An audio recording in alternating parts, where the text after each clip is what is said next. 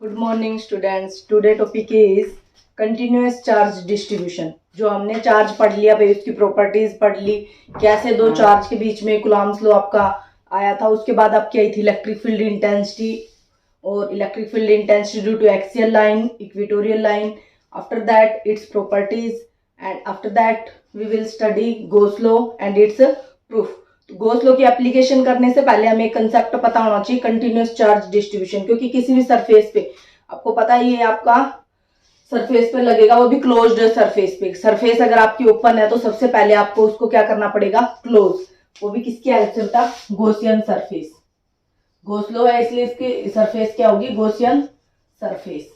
क्या होती है Gaussian surface? Any surface which अनक्लोज्ड charge, जो किसी भी चार्ज को क्या करेगी, आपके अनक्लोज्ड करेगी, उसी को क्या कहेंगे, गॉसियन सरफेस। जैसे ये चार्ज क्यों पड़ा है, आपको इस पॉइंट पे इलेक्ट्रिक फील्ड इंटेंसिटी निकालनी है, तो पहले इस चार्ज को क्या करना पड़ेगा, आपको अनक्लोज करना पड़ेगा। गॉसियन सरफेस आपकी किसी भी टाइप की हो सकती है भाई, स्फेरिकल भी हो सकती है, सिलेंड्रिकल भी हो सकती है। जिस मतलब आप जिस हिसाब से बनाना चाहिए उस हिसाब से बना सकते हैं, जिस हिसाब से आपका चार्ज डिस्ट्रीब्यूट हो रहा है। तो गॉसियन सरफेस क्या है, अगर कोई चार्ज आप किसी पॉइंट पे निकाल रहे हो इलेक्ट्रिक फील्ड इंटेंसिटी, अगर वो चार्ज आपका ओपन है तो सबसे पहले आप with the help of Gaussian surface उसको क्या करोगे, क्लोज्ड करोगे। ठीक है।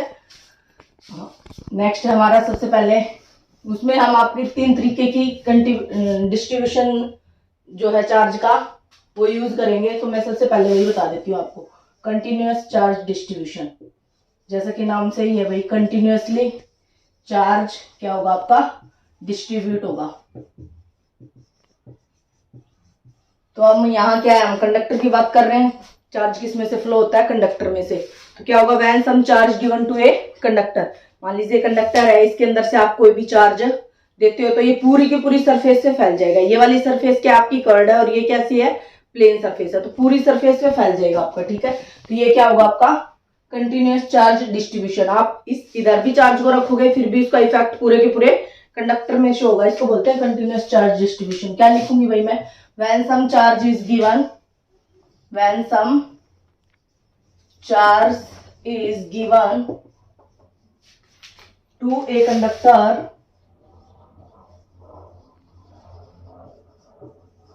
इट डिस्ट्रीब्यूटेड कहो या स्प्रेड कहो, डिस्ट्रीब्यूटेड और spread throughout the conductor.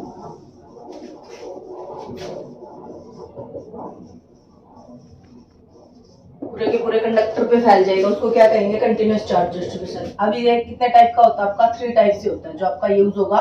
कि आपकी जो सरफेस है वो लीनियर है, 1D है, 2D है या 3D है। 1D है तो आपका क्या होगा, कोई लीनियर चार्ज डिस्ट्रीब्यूशन होगा। 2D है मतलब कोई एरिया है, सरफेस एरिया है, जैसे आपका स्क्वायर है, रेक्टेंगल है, पोलो स्फीयर है, पोलो सिलेंडर है, उसमें आपका क्या यूज होगा, surface charge distribution. Third one is volume charge distribution, मतलब जो 3D ऑब्जेक्ट होती है उन्हीं का वॉल्यूम होता है, और वो आपका अगर डिस्ट्रीब्यूट हो रहा है उनमें चार्ज पूरी की पूरी सरफेस पे फैल रहा है, तो वहां आप वॉल्यूम चार्ज डेंसिटी यूज करोगे। तो 3 टाइप का है भाई, 3 types of charge distribution. First है linear charge distribution, second one है आपका surface charge distribution, third one है आपका वॉल्यूम चार्ज डिस्ट्रीब्यूशन। इनके अब सिंबल है भाई, जैसे लीनियर है उसको आप किससे लिखोगे, लैम्डा से, सरफेस है उसको आप किससे लिखोगे, सिग्मा से, और जो वॉल्यूम चार्ज डिस्ट्रीब्यूशन है उसको आप क्या लिखोगे, रो। ये सिंबल होता है ना डेंसिटी वाला, वही वाला है सिंबल इसका, रो। ठीक है। लीनियर चार्ज डिस्ट्रीब्यूशन यानी कि कोई लीनियर ऑब्जेक्ट होगी, उसको अगर आप चार्ज दे रहे हो तो पूरी की पूरी उस लीनियर ऑब्जेक्ट के ऊपर, जैसे कोई वायर है, वायर में आपने करंट फ्लो करवा दिया तो वो पूरे के पूरे वायर में जाएगा, आपका कंडक्टिंग वायर होना चाहिए, तो वो क्या होगा आपका लीनियर चार्ज डिस्ट्रीब्यूशन। यहाँ देखो जो ये डेफिनेशन थी, when some charge given to a conductor, conductor की जगह अगर आप कोई लीनियर ऑब्जेक्ट लिख दोगे तो ये डेफिनेशन किसकी हो जाएगी, आपकी लीनियर चार्ज डिस्ट्रीब्यूशन की।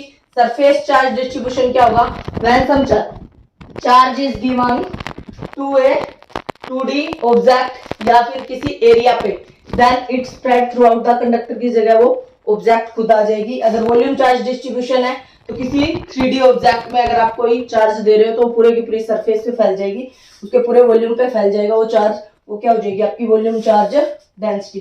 तो लीनियर चार्ज डेंसिटी क्या होता है, lambda charge per unit length, charge per unit length. वैसे ही सिग्मा क्या होगा, सरफेस चार्ज डेंसिटी। देखो लेंथ पे फैल रही है इसलिए चार्ज क्या दिया था आपने, चार्ज दिया था, और कहां फैल रही थी, लीनियरली फैल रही थी लेंथ पे, इसलिए चार्ज पर यूनिट लेंथ। अगर स्मॉल चार्ज है किसी स्मॉल सरफेस पे आप कैलकुलेट करना चाहते हो तो d q by D L लिख देंगे, ठीक है। सरफेस चार्ज डेंसिटी, सरफेस है तो चार्ज तो वही है, सरफेस एरिया आ जाएगा क्यू बाई ए, एरिया को ए से लिखो या फिर एस से लिख सकते हो सरफेस एरिया, ठीक है। या स्मॉल की बात करेंगे तो d q by D S, यानी इंटीग्रेशन फॉर्म में, वो भी अभी मैं बताऊंगी कैसे कैलकुलेट करते हैं, न्यूमेरिकल कैसे बनते हैं आपके कॉम्पिटिटिव एग्जाम में। Rho density, volume charge density, वो क्या होगा, charge upon volume by d q by d v, अगर स्मॉल की में बात करेंगे तो, ठीक है भाई। फिर उसकी आते हैं यूनिट की बात, देख लो लीनियर चार्ज डिस्ट्रीब्यूशन है, चार्ज पर यूनिट लेंथ, और आपका सरफेस चार्ज डेंसिटी है, charge per unit area, volume charge density है, चार्ज पर यूनिट वॉल्यूम, ठीक है। अगर इंटीग्रेशन फॉर्म में यूज होती है तो ये, जैसे इसमें फोर्स पूछता है, कोई लीनियर ऑब्जेक्ट है, कोई वायर है जिसकी लीनियर चार्ज डेंसिटी ये है और इतना चार्ज फ्लो है, बताओ उसमें फोर्स कितना होगा, तो फोर्स के कंसेप्ट में भी निकालेंगे। फोर्स पता लग गया तो इलेक्ट्रिक फील्ड ऑटोमेटिक पता लगी। एफ की वैल्यू याद है, भूल गए भाई, के Q1 Q2 by r square. के क्या था आपका, प्रोपोर्शनैलिटी कांस्टेंट, के की वैल्यू क्या थी 1/4 पाई एप्सिलॉन नॉट, ये वैसे भी आपको याद होनी चाहिए। एप्सिलॉन नॉट इन वैक्यूम की बात करेंगे तो नॉट, अगर मीडियम की बात है तो यहाँ एप्सिलॉन आ जाएगा सिंपल, ठीक है। इसको क्या बोला था, परमिटिविटी ऑफ वैक्यूम, अगर ये मैं नॉट हटा दूंगी तो परमिटिविटी ऑफ मीडियम, अगर वो चार्ज आपका किसी मीडियम में रखा हुआ है। और के की वैल्यू क्या होती है 9 × 10⁹ यहाँ से न्यूटन मीटर स्क्वायर पर कूलम्ब स्क्वायर, ठीक है। एप्सिलॉन नॉट की 8.85 10⁻12, इसका रिवर्स कर देंगे यूनिट, ठीक है। तो इसकी यूनिट देखो लैम्डा की चार्ज अपॉन लेंथ, चार्ज की क्या होती है कूलम्ब, लेंथ की मीटर, यानी कि कूलम्ब पर मीटर। इसकी क्या हो जाएगी भाई, चार्ज अपॉन एरिया, चार्ज की कूलम्ब, एरिया के लिए मीटर स्क्वायर, तो चार्ज पर मीटर स्क्वायर। इसकी चार्ज की कूलम्ब, वॉल्यूम की क्या मीटर क्यूब, कूलम्ब पर मीटर क्यूब, ऐसे लिखो या फिर ऐसे लिखो, ठीक है। अब 1 बाई 1 देख लेते हैं कि लीनियर चार्ज डिस्ट्रीब्यूट कैसे होगा आपका, वॉल्यूम चार्ज कैसे होगा। एक को समझ लोगे तीनों बिल्कुल एज इट इज है, इन तीनों को इसलिए मैंने बताया है, पेपर में आप जब गोस लॉ की एप्लीकेशन में इसको यूज करोगे, इसको आप डायरेक्ट यूज करना है। ये वाला लीनियर ऑब्जेक्ट आपको दिख रही है तो चार्ज की जगह आप वैल्यू पुट करोगे, चार्ज क्या हो जाएगा, यहाँ से अगर मैं चार्ज की वैल्यू निकालू, ये रहा Q is equals to lambda into l, भी तो लिख सकती हूँ भाई, Q इधर लिखो, एल को इधर ले आओ। इधर से Q की वैल्यू क्या आएगी सरफेस में, सिग्मा इंटू ए, एरिया कहो या सरफेस एरिया ऐसे लिखो। यहां से Q की वैल्यू क्या आएगी वॉल्यूम वाले से, रो इंटू वॉल्यूम। अब एरिया किसका लोगे, जो ऑब्जेक्ट होगी, अगर स्क्वायर है तो एरिया क्या होगा आपका लेंथ का स्क्वायर, रेक्टेंगुलर तो लेंथ इंटू ब्रेथ, ठीक है। अगर स्फीयर है तो 4 pi r square. Volume 3D object का क्यूब है, क्यूबॉइड है, जो भी है आप वही यूज कर लोगे वॉल्यूम, ठीक है भाई। ये तीनों पता लग गया आपके। अब मैं लीनियर चार्ज डिस्ट्रीब्यूशन को अच्छे से एक्सप्लेन कर रही हूँ इन टर्म्स ऑफ डिफरेंशिएशन फॉर्म में, स्मॉल पोर्शन में कैसे डिस्ट्रीब्यूट होता है। मान लीजिए आपका कोई वायर है, ये रहा, ठीक है, इसमें से हमने कोई क्यू चार्ज दे दिया भाई, ठीक है, क्यू चार्ज, तो वो तो प्लस भी हो सकता है माइनस भी, तो पूरे के पूरे वायर पे फैल जाएगा, ठीक है। अब आपको पता है फिजिक्स पूरा काम करती नहीं है, कोई स्मॉल पोर्शन लेंगे, यहां आपको इस पॉइंट पे इसका कोई स्मॉल पोर्शन मान लो भाई, लेंथ टोटल एल थी तो स्मॉल लेंथ डीएल, तो उस पे स्मॉल लेंथ पे चार्ज कितना होगा, चार्ज भी तो डी क्यू होगा, डी इज स्मॉल, डी का मतलब स्मॉल को रिप्रेजेंट कर। जब टोटल वायर पे चार्ज क्यू था, टोटल वायर की लेंथ एल थी, तो स्मॉल लेंथ डीएल है तो उस पर चार्ज भी क्या होगा डी क्यू। तो इस डिस्टेंस पे निकालना है, यहाँ कोई चार्ज पड़ा है क्यू नॉट, फोर्स के लिए आपको पता है 2 चार्ज चाहिए, एक तो ये रहा डी क्यू, दूसरा हमें नहीं पता कहीं भी हो सकता है आपका सरफेस पे, तो मान लीजिए वो यहाँ था, तो कुछ ना कुछ डिस्टेंस भी होगी इससे, वो हमने क्या कंसीडर कर ली आर। तो एफ क्या हो जाएगा, यहाँ जब चार्ज स्मॉल है, लेंथ स्मॉल है, तो फोर्स भी क्या होगा डीएफ, स्मॉल फोर्स होगा, तो वो क्या हो जाएगा आपका के क्यू नॉट, ये तो चार्ज क्यू नॉट है, दूसरा कितना आपका डी क्यू है, ये रहा दूसरा चार्ज इस सरफेस के अंदर, डिवाइड बाई आर स्क्वायर। यहां से अगर मैं डी क्यू की वैल्यू पुट करूं, ये देखो लैम्डा क्यू बाई एल या D q by D L. This implies that d q की वैल्यू क्या होगी, बोलो। डी क्यू को इधर रखो, डी एल को इधर ले आओ, लैम्डा डी एल। तो यहां रख देती हूँ d f is equals to k q not d q की जगह lambda d l divide by r square. ये तो डी एफ की वैल्यू आई है, पूरे वायर पे फोर्स निकालना है, तो ये तो सिर्फ इतने स्मॉल पोर्शन पे जहां पे डी क्यू आपका एग्जिस्ट कर रहा था उस पे फोर्स डी एफ है। होल के लिए क्या कर देंगे, integration with in the limit. क्या पता वो कहां से कहां निकलवा रहा हो, लेंथ मान लीजिए पूरे वायर की लेंथ तो 10 मीटर है, तो 2 से 4 के बीच में कह रहा होगा, तो ये डेफिनेट बन जाएगा 2 से 4। आप लिमिट लगा सकते हो, या फिर इनडेफिनेट है तो प्लस सी लगता है आपका। डीएफ का क्या हो गया आपका, एफ हो गया k q not lambda as it is constant है। डीएल का क्या हो जाएगा, क्योंकि लेंथ का और कोई फैक्टर है ही नहीं, डीएल का एल हो गया डिवाइड बाई आर स्क्वायर। ये फोर्स आ गया आपका इन terms of linear charge density और लेंथ की फॉर्म में चार्ज क्यू नोट। ठीक है, अगर किसी पॉइंट पे निकाल रहे हो वहां आपने यूनिट पॉजिटिव टेस्ट चार्ज किया है तो क्यू की वैल्यू आप 1 भी पुट कर सकते हो। ठीक है, जिस भी चार्ज में पूछे ये कहे कि ये चार्ज इसके अंदर है और यहाँ कोई इतने डिस्टेंस पे 10 कूलम चार्ज पे कितना फोर्स होगा, वो आपको दो चार्ज नहीं देगा, वो आपको उसकी लीनियर चार्ज डेंसिटी देगा और लेंथ देगा उस वायर की। तो आप यहाँ से ये वाला फॉर्मूला भी फोर्स का यूज कर सकते हो। सिमिलरली आप सरफेस चार्ज डेंसिटी के लिए बस जस्ट यही स्टेप फॉलो करने हैं, डीएफ ही निकालेंगे उसमें भी। तो 2D को ले लेते हैं भाई, ये रहा, कोई रेक्टेंगुलर ले लो या कोई स्क्वायर ले लो, आपकी मर्जी है। ठीक है, तो आपको पता है इसका कोई स्मॉल पोर्शन कट करेंगे तो ऐसे ही होगा भाई। ये क्या है आपका डी ए, पूरा एरिया ए था तो स्मॉल पोर्शन पे डी होगा, और ये क्या हो जाएगा आपका, ये पूरे पे चार्ज क्यू था तो इतने स्मॉल पोर्शन इसका लिया हमने, तो उस पे क्या होगा डी क्यू। यहाँ किसी पॉइंट पे निकालना जहाँ क्यू नोट चार्ज पड़ा भाई, हमें नहीं पता कितनी डिस्टेंस है, आर मान लेंगे। तो डी एफ क्या हो जाएगा, फिर यही होगा k q not d q by r square. But अब की बार कैसी सरफेस है, 2D है, ये आपकी यहां से यहां तक लेंथ ए मान लो, ये अगर आपका रेक्टेंगुलर है तो बी होगा, अगर स्क्वायर है तो ये भी ए स्क्वायर। या तो आप यूज कर सकते हो एरिया का, अदरवाइज डी एफ की वैल्यू ये आगे k q not d q by r square, यहाँ भी हमने वही कंसिडर कर लिया। तो यहाँ तक तो आ गया, बट यहाँ डी की वैल्यू क्या पुट करोगे, डी क्यू की वैल्यू। वहां लीनियर चार्ज डेंसिटी थी तो d Q lambda into D L. Surface charge density sigma क्या होती है, D q by D S. This implies that d q की वैल्यू कितनी हो जाएगी, sigma D S, sigma D S. ठीक है, ये हो जाएगा डीएफ का वही है, यहां डीएस का क्या हो जाएगा भाई, डीएस का क्या हो जाएगा एस, सरफेस एरिया एस से लिखो या ए से लिखो, ये हो जाएगा। कई बार क्या होता है एक्स एक्सिस में भी जा रहे हो वाई में भी जा रहे हो, तो यहाँ d x d y with respect to x भी सोल्व करना पड़ेगा, with respect to y values देगा 2 to 4 4 to 5। ये आप मैथ में अभी जब आप मैथ में करोगे तब आपका ये हो जाएगा वॉल्यूम, क्योंकि लीनियर चार्ज डिस्ट्रीब्यूशन है तो डीएल के रिस्पेक्ट में या डीएक्स या डी वाई या डी जेड। अब डीएस है सरफेस एरिया है, या तो एक्स वाई में जा रहा होगा या वाई जेड में या जेड एक्स में, तो दो तरीके से। या फिर सिंपल कोई ऑब्जेक्ट आपको इस तरीके से दे रखे जिसका आपको दिख रहा है एरिया, अब यहाँ मैं सरफेस एरिया की जगह यूज करूंगी, अगर ये स्क्वायर है तो क्या हो जाएगा बोलो, ए का स्क्वायर हो जाएगा, बस सिंपल। नेक्स्ट है वॉल्यूम चार्ज डिस्ट्रीब्यूशन। बस अब इसमें जहां आपने डी क्यू की जगह 2D यूज किया था, यहाँ आप 3D यूज कर देना। कैसे देखो, मान लीजिए कोई क्यूब मान लो या फिर क्यूबॉइड मान लो भाई, ये रहा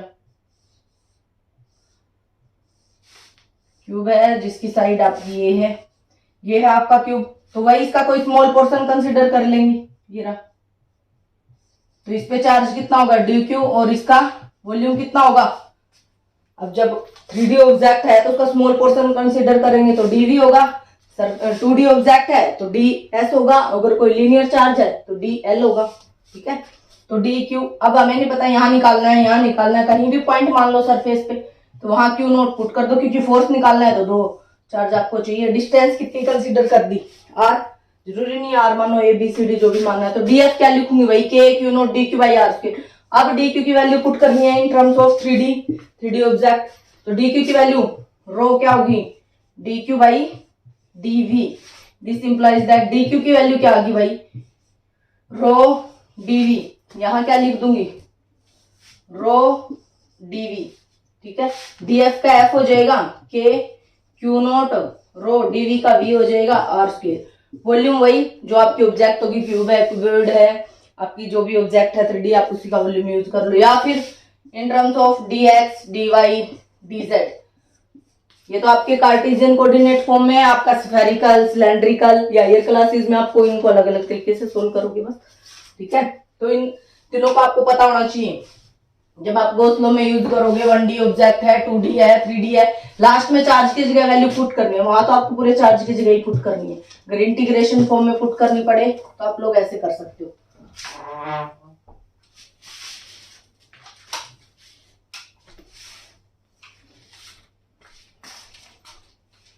अब फर्स्ट एप्लीकेशन है गॉस लॉ की, very very very important application है गॉस लॉ की, आपकी आती ही है एग्जाम में। ठीक है, या तो न्यूमेरिकल फॉर्म में या फिर आपका डेरिवेशन फॉर्म में। First application of Gauss law, इसमें आप क्या फाइंड करेंगे भाई? Electric field intensity to find electric field intensity due to long long straight wire. Long का मतलब इनफाइनाइट लेंथ का भी ले सकते हो आप लोग। ठीक है, इसकी लेंथ कितनी भी हो सकती है। लॉन्ग वायर है और वो कैसा आपका स्ट्रेट वायर, स्ट्रेट वायर पे निकालो, लॉन्ग वायर पे निकालो, इनफाइनाइट लॉन्ग वायर पे निकालो, एक ही बात है। इलेक्ट्रिक फील्ड इंटेंसिटी कैलकुलेट करनी है। गॉस लॉ क्या कह रहा था? स्टेटमेंट क्या थी गॉस लॉ की? वही तो अप्लाई करेंगे। Total electric flux through a closed surface, phi E is equals to total electric flux through a closed surface E dot n ds is equals to q by epsilon naught। q क्या था आपका? अनक्लोज्ड, जो charge उस surface ने unclose कर रखा है, जो उस सरफेस के अंदर है, उसी के कारण। अगर चार्ज बाहर है, सरफेस ये है, चार्ज यहाँ बाहर है, तो मीन्स क्या हो जाएगा आपका? जीरो हो जाएगा फ्लक्स। ठीक है, हम इस रिजल्ट का यूज करेंगे। यहाँ है ई तो इसी में दिख रहा है, इसी की वैल्यू निकालनी है। ई और एन के बीच में मेन है आपका टारगेट एंगल देखना। ठीक है, ये लॉन्ग वायर है, मान लेते हैं भाई कोई वायर। वायर की शेप कैसी होती है? सिलेंड्रिकली होती है, सबको पता है। अब होती तो बहुत ही वायर थिन है, लेकिन हम थोड़ा सा बड़ा कंसीडर करेंगे ताकि आपको समझ आ जाए। ये रहा। अब इस पे चार्ज आप प्लस क्यू रखो या माइनस क्यू, उससे कोई फर्क नहीं पड़ता, कहीं बुक के हिसाब से चलो। अब मान लीजिए आपने इस पे प्लस चार्ज दे दिया, तो पूरे सरफेस पे कैसे फैल जाएगा? पॉजिटिव ही फैलेगा। कौन कह रहा है ये? Charge distribution. तो इसका मतलब वायर क्या है आपका? एक लॉन्ग वायर है तो एक स्ट्रेट वायर है, तो लीनियर चार्ज डिस्ट्रीब्यूशन यूज होगा इसमें। बोलो भाई, lambda is equals to q by L.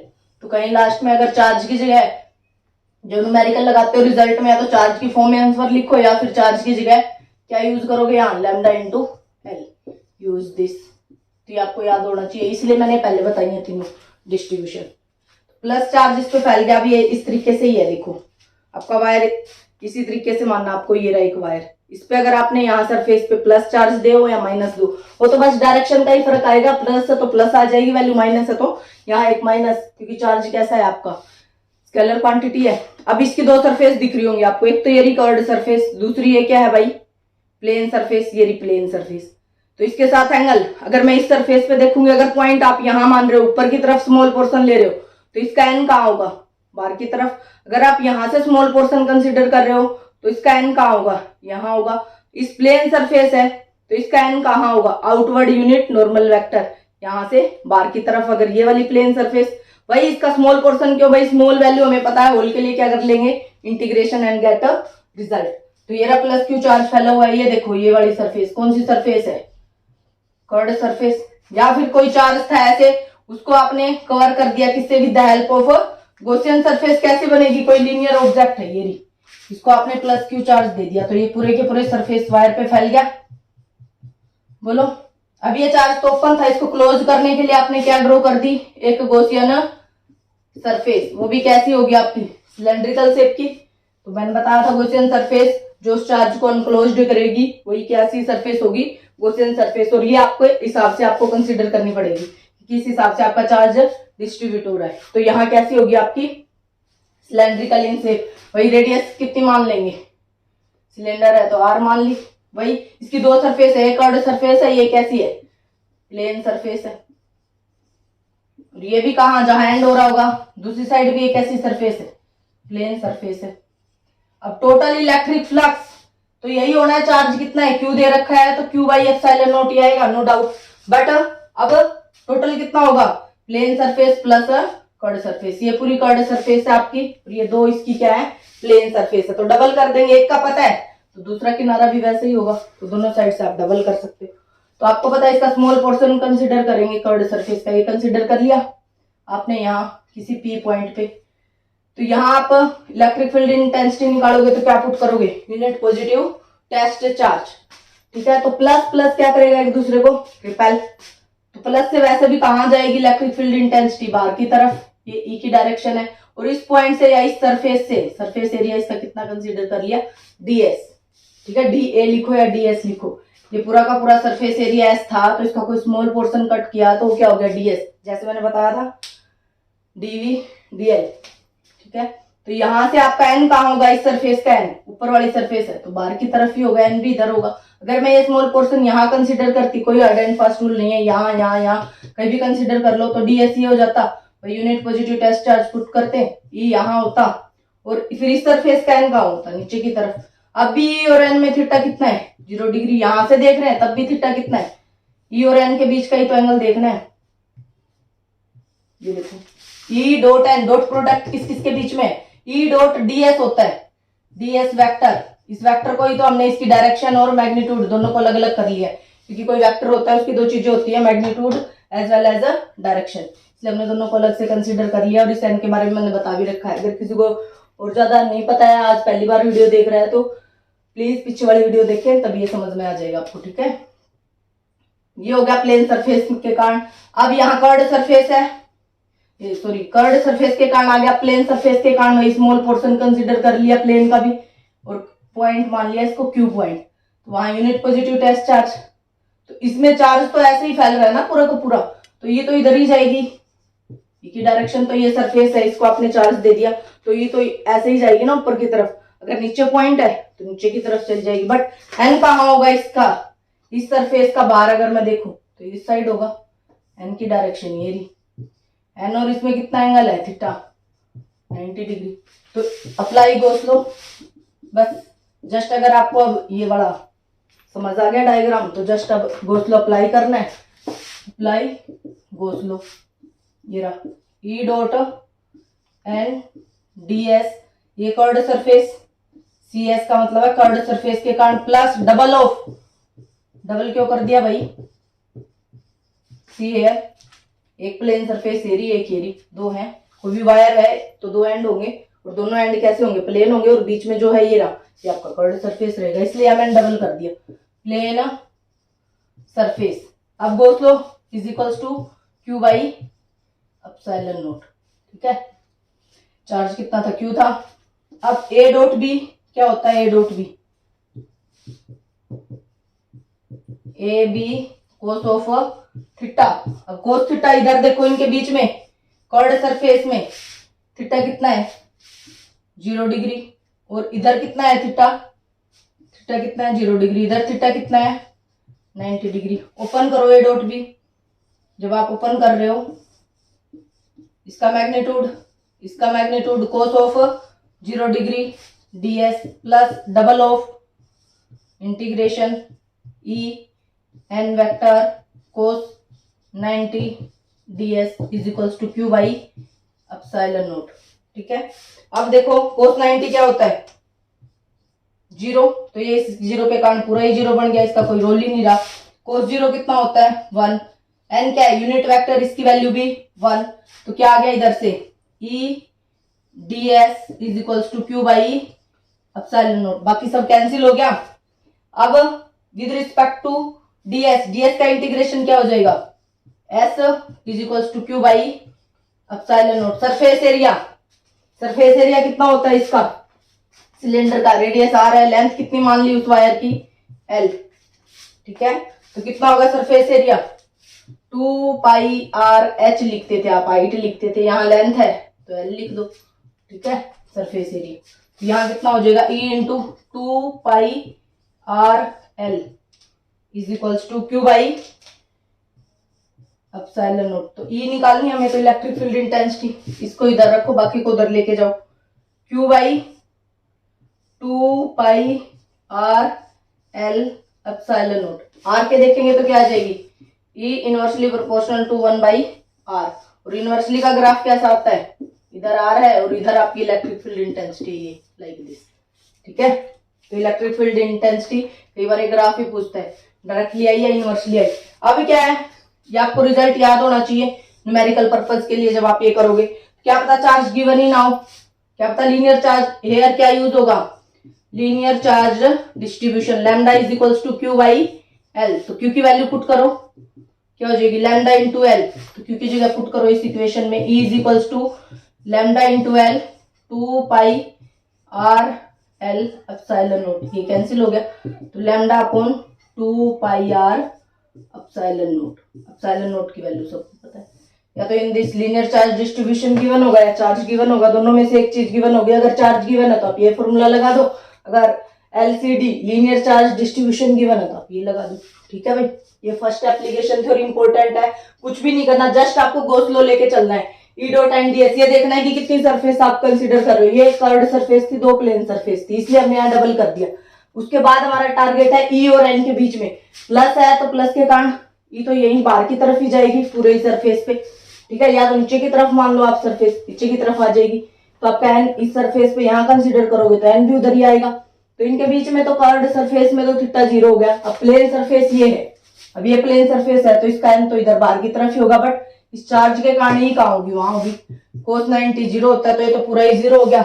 इसी का रिवर्स केस आएगा आपका प्लेन सीट, जस्ट जहां थीटा 0 है वहां, और जहां थीटा 90 है जस्ट ये रिवर्स हो जाएंगे। फिर वो देखते हैं नेक्स्ट वीडियो में। Thank you watching this video.